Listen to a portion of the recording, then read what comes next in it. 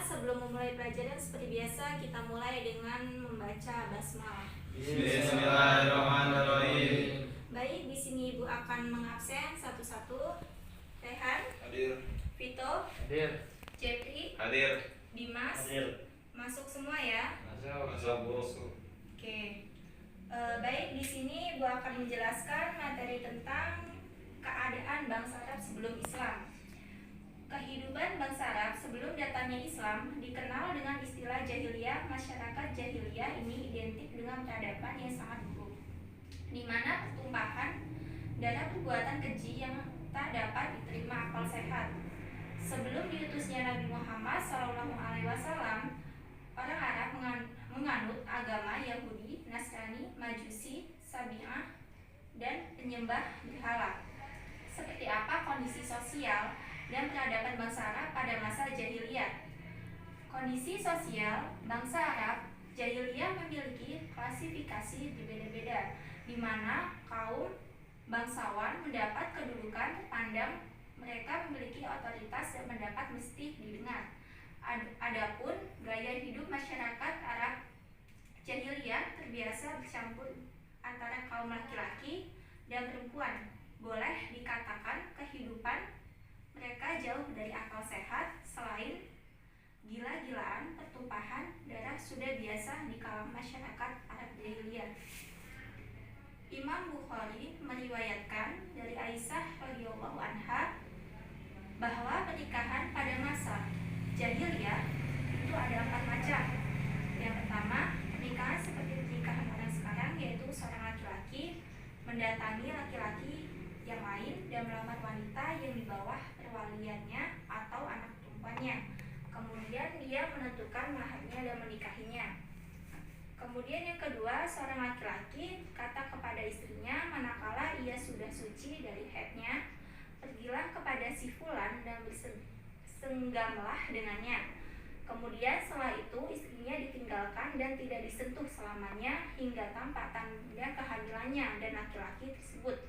Apabila tampak tanda kehamilannya, apabila si suami masih berselera kepadanya, maka dia akan menggaulinya.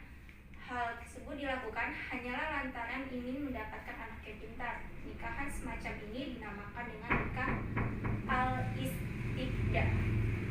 Kemudian yang ketiga, sekelompok orang dalam jumlah yang kurang dari 10 kumpul, kemudian mendatangi seorang perempuan dan masing-masing menggaulinya.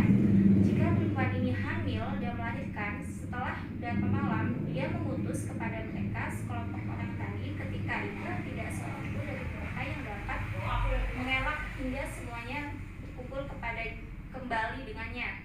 Lalu si perempuan itu berkata kepada mereka, kalian telah mengetahui apa yang telah kalian lakukan, dan aku sekarang telah melahirkan dan dia adalah anakmu, wahai si fulan. Dia menyebutkan nama laki-laki yang dia senangi dari mereka, maka anaknya dinasabkan kepadanya.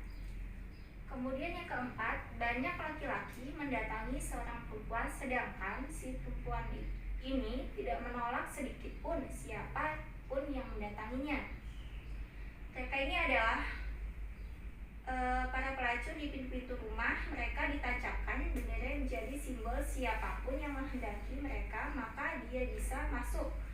Jika dia hamil dan melahirkan anak laki-laki yang telah mendatanginya itu berkumpul lalu mengundang ahli pelacak.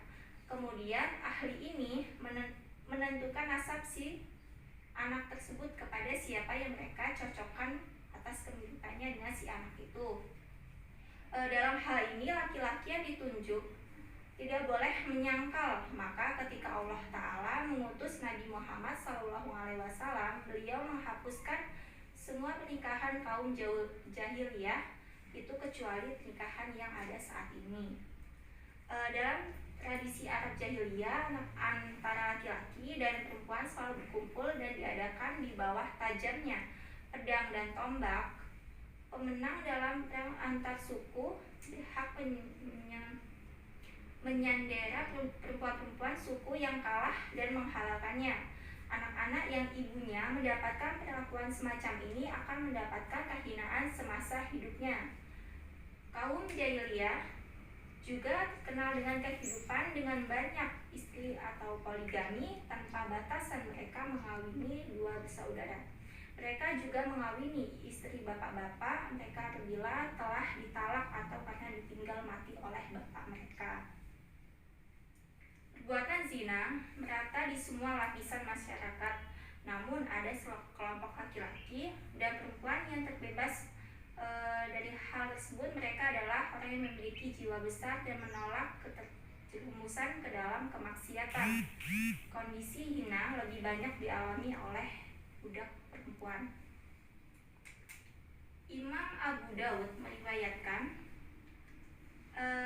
dari Amr bin Syuaib, dia berkata, seorang laki-laki berdiri sembari berkata, wahai Rasulullah, sesungguhnya si fulan adalah anakku dari hasil perzinaanku dengan seorang budak wanita pada masa jahiliyah Rasulullah Shallallahu Alaihi Wasallam. Kemudian bersabda, tidak ada dakwaan dalam Islam yang berkaitan dengan masa jahiliyah. Urusan yang terkait dengan masa jahiliyah telah lenyap. Seorang anak adalah dari hasil ranjang dinasabkan kepada suami yang menikah sah, sedangkan kehinaan adalah hanya bagi wanita pezina. Mengenai pergaulan masyarakat Arab jahiliyah, hubungan seorang laki-laki dengan saudaranya, anak-anak, paman, dan kerabatnya sangat kental dan kuat. Mereka hidup dan mati demi fanatisme kesukuan. Semangat untuk bersatu begitu membudaya sesama suku. Bahkan prinsip yang dipakai dalam sistem sosial adalah fanatisme rasial dan hubungan tali rahim mereka di bawah semboyan. Tolonglah saudaramu baik dia berbuat zalim ataupun dizolimi.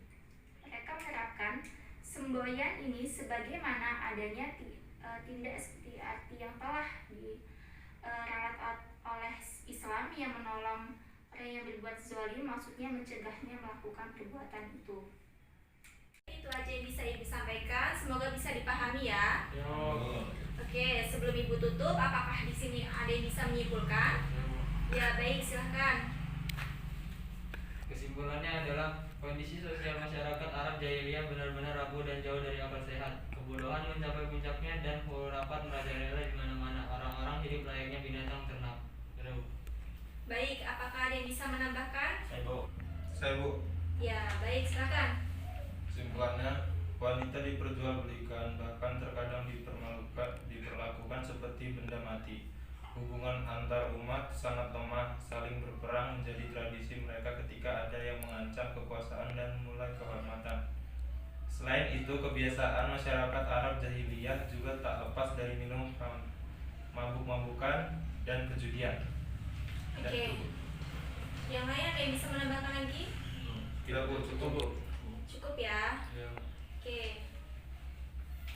Demikian itulah yang bisa Ibu sampaikan. Kurang lebihnya Ibu mohon maaf. Wabillahi taufiq wal hidayah. Wassalamualaikum warahmatullahi wabarakatuh. Waalaikumsalam warahmatullahi wabarakatuh.